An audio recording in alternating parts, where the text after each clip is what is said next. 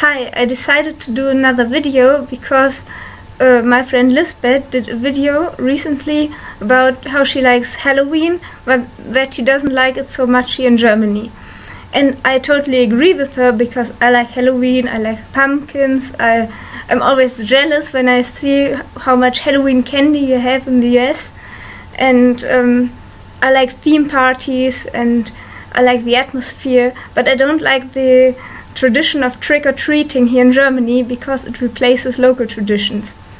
Here in Germany, or at least in my region, we have the tradition of St. Martin, St. Martin, which takes place always on the 11th of November, but sometimes it's celebrated a little bit earlier or a little bit later. And the celebration of St. Martin is based on a legend. St. Martin was a soldier, and there was a poor old man who was freezing, who crossed his road, and St. Martin parted his coat and gave one half to the poor man on the street, and he's remembered as a saint because of this act of mercy. It is typically celebrated at the primary schools, where you have big parades for it. The pupils will craft paper lanterns and they go through the city singing songs about St. Martin, and often there's a St. Martin on a horse who also does a reenactment of the scene, and they often have a bonfire at the schools where they all meet, and they eat a special kind of pastry which is formed like a gingerbread man, but it tastes differently. And now what is interesting is the part that comes after this celebration at the schools, because the children will go with their paper lantern from door to door and they will sing songs about St. Martin, and they will get sweets.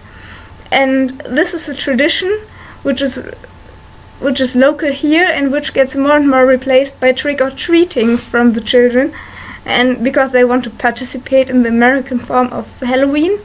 And I think it's a pity, because we should keep our own traditions alive, like St. Martin.